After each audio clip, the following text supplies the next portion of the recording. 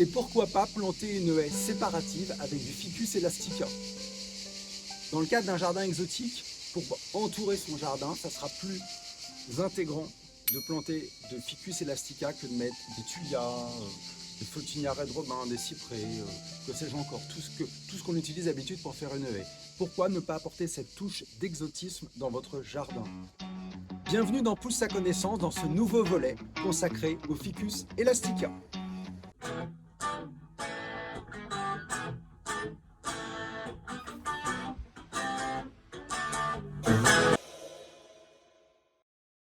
Ficus elastica, c'est par là. On descend dans le jardin. C'est très chouette parce que là, il y a les pousses rouges. Les jeunes feuilles sont enroulées d'une protection rouge. Ça donne un côté très esthétique.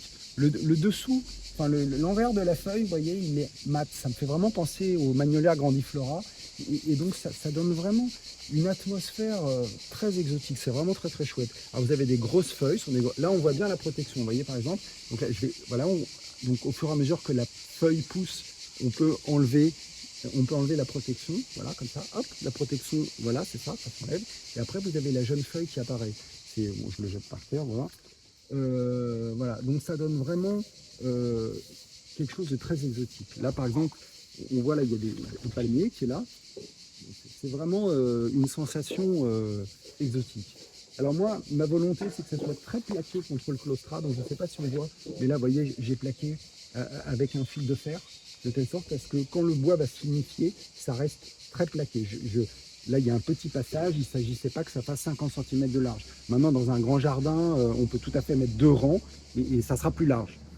Je vous propose d'agrandir l'exotisme, de l'élargir au maximum.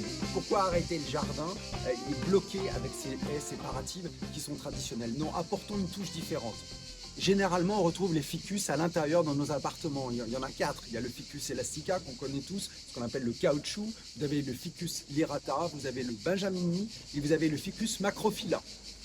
Les ficus ont tous la particularité d'avoir des racines aériennes qui descendent jusqu'au sol. Le plus caractéristique, c'est le Ficus macrophylla.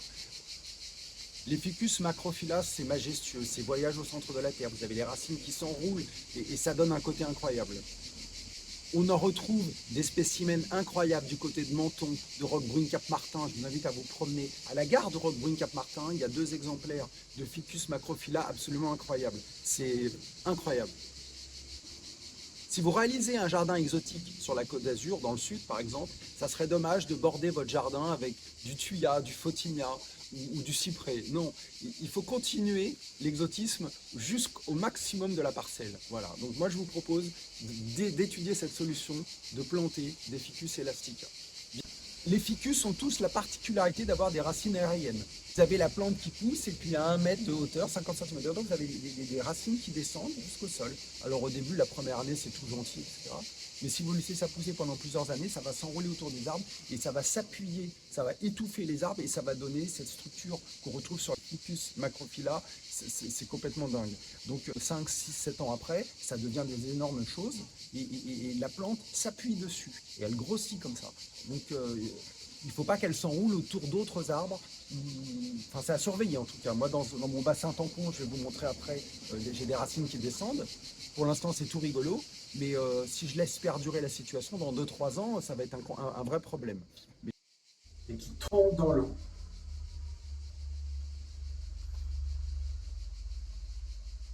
Wow.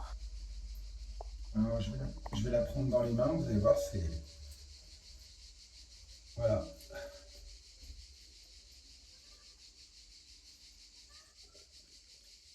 Voilà la bestiole. En 2 mois de temps, la racine de Ficus elastica a poussé de plus d'1 mètre et est tombée dans l'eau. Enfin, et plonge dans l'eau. Il ne faut surtout pas les laisser s'enrouler autour des arbres, sauf si c'est voulu, parce que c'est le ficus qui va gagner, c'est sûr et certain.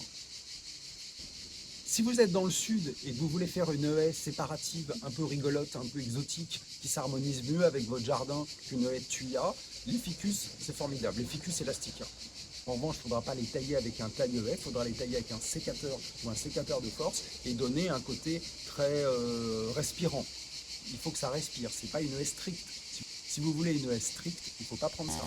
C'est pour faire quelque chose de luxuriant qui harmonise bien le jardin exotique avec l'extérieur du jardin. Ça, pour ça, c'est formidable. Quand vous taillez au sécateur vos Ficus elastica, vous récupérez des branches de cette taille-là, à peu près, vous laissez 4-5 feuilles, vous faites un trou dans la terre et vous plantez au printemps. Voilà. Et ça pousse tout seul, c'est formidable, c'est gratuit. Donc vous commencez par faire votre haie avec quelques plants, et puis après ces plants vous génèrent des pousses que vous coupez pour bouturer. Très vite, vous avez, ça pousse très vite. Vous aurez un vrai résultat. Là, voilà, c'est vraiment chouette. Là, vous avez tout ça, c'est des boutures. Hein. Au début, j'ai planté des petites boutures et ça donne ça quelques années après. Il y a vraiment un résultat, c'est vraiment cool.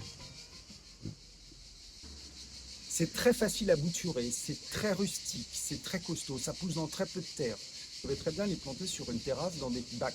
En revanche, j'insiste, et j'ai fait une vidéo sur ce sujet que j'ai appelé les gogos du terreau, je vous invite à aller la voir, je mettrai le lien dans la description.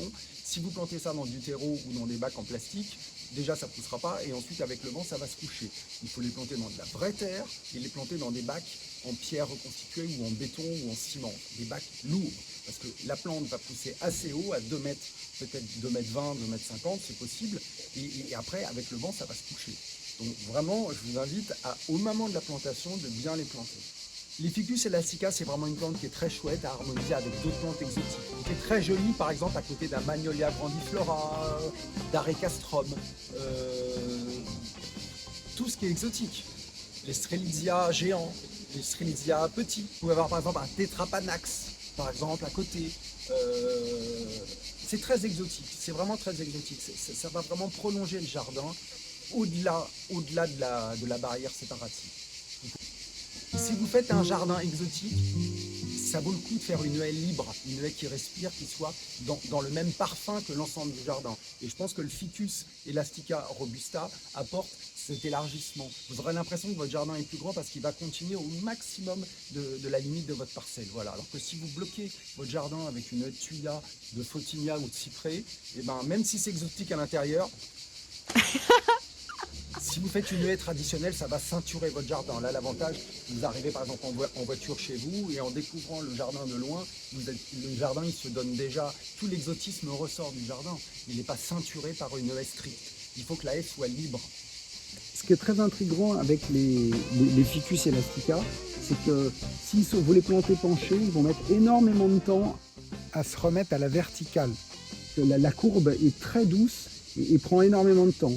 Ça dépend des plantes. Vous avez par exemple d'autres plantes où paf, en quelques semaines, ça fait un angle très très violent.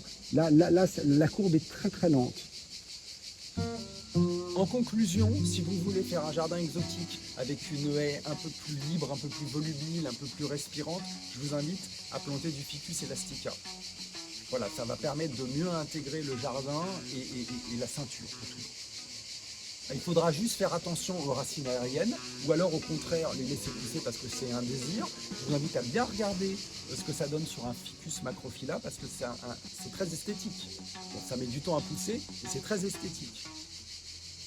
C'est au moment où on crée son jardin, au moment où on fait son plan de jardin, qu'on a intérêt à se poser ce genre de questions. Est-ce qu'on fait une haie qui ceinture le jardin comme un encadrement de tableau, ou au contraire, est-ce qu'on essaye d'intégrer la haie séparative avec le jardin de telle sorte à donner une ambiance générale. Si vous voulez intégrer votre jardin exotique jusqu'au bout, pensez à ce genre de haie. Voilà, il faut donner que ça respire.